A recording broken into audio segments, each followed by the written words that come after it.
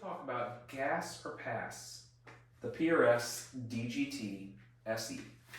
This is a guitar that you've looked at quite a bit, pretty hard, because here we are on this channel, we're talking about gear that is affordable and reasonable for the working musician that's going out and gigging and playing. And you could make a DGT core line work if you saved up enough money for long enough and bought a used one and make it happen. There's no question you can make that type of thing happen.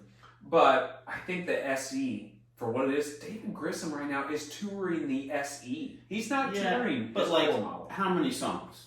He's probably playing like one or two. I don't. Regardless, He might be know flying it. And who what cares if the neck breaks, because I can pick up another one. And PRS is known for everything playing great every time you Yeah, pick it real up. consistent. Yeah. You know, so and I know it's something that you love the idea of. I think you've played one, right?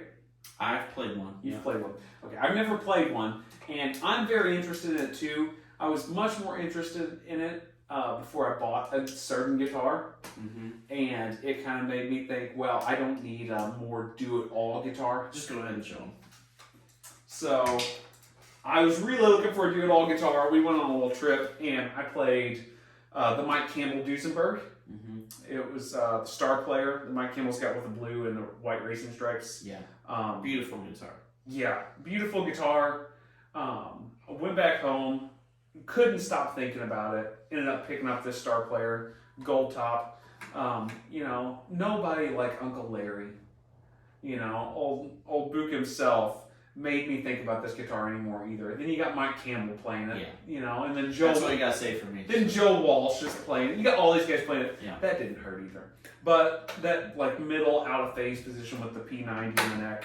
I've got a humbucker in the bridge. It is definitely, for me, it is a great do-it-all that's semi-hollow, that does something special, but I can cover a lot of ground with it. If I've got a Telly in this, or if I've got a Les Paul in this, depending on what the gig is, I'm probably in good shape. And that kind of made me think to myself, maybe I don't need that DGT, because I was looking for more of a do-it-all, you know, something that could get a little single coily sound. So for me right now, it's a pass. If I didn't have that, it'd probably still be a gas for me right now. I think I would still be interested in it. And, you know, you don't have that do-it-all guitar right now. I think a lot of players right now have like a main guitar they're playing and then have a spare, but their spare guitar they've got that they're gigging with all the time, that would be the next pickup.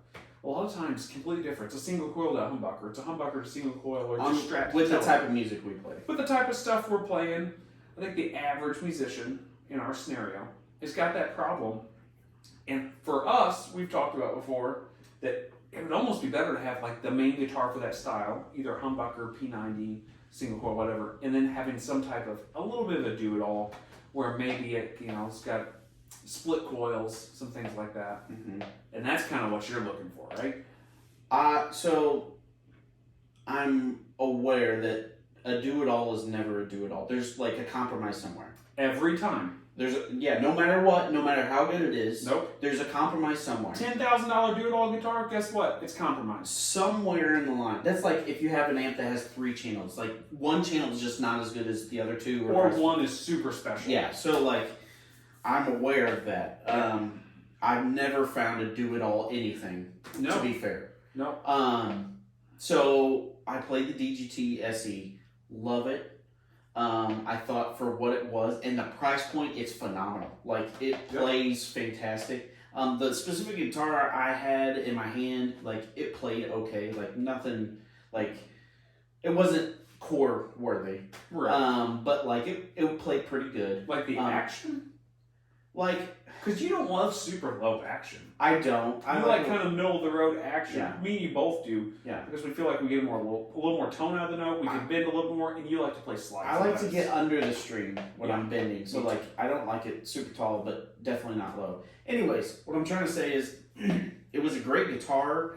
I do feel like it had a compromise. Like the humbucker sound I thought sounded great. It is a PRS sound. Yeah. When I went to single coil, like to me, when you had the bridge position with single coil, it sounded like position, was it 2 or 4 in the Strat, and then vice versa in the neck. So like it was not like a straight single coil sound. It almost had a bucket sound to it. Yeah. So would I get one? I'm not discounting it. Yeah. Is it definitely a do-it-all? Like, I could play that guitar pretty much any gig if I needed to. Yeah. You know, I still have a hankering for a Jazzmaster sometimes. Like, I know. I didn't think this was coming up. So, I still have it, like, I can't help it. Like, a Jazzmaster has its own sound. Yeah. It's like the beefiest neck. That's the furthest thing from a do-it-all. It is. But I tell you what, it fits in the middle of the road. And you know what? Our opinions change over time, right? We are always on the gear hunt, but like it never stays the same. And we are very much of the opinion that your opinions and thoughts on everything should be fluid.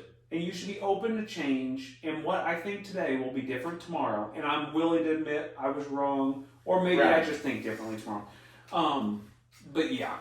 Yeah. So would I get a DGT? I wouldn't turn one down. Yeah. Would you go buy one for retail price right now? Are you gassing for that? I wouldn't buy it retail. If it was like used and was marked down for like, let's say $650. Yeah. I wouldn't think twice. Wow. But That sounds like a gas. I would get one. I don't know if like I would have it for years to come. Yeah. It would be one of those things I where mean, like it's a great tool. It's but your acoustic. But okay. It's Yeah. a tool. But it's a tool, but I'm not like loving every minute of it. Yeah. Okay. So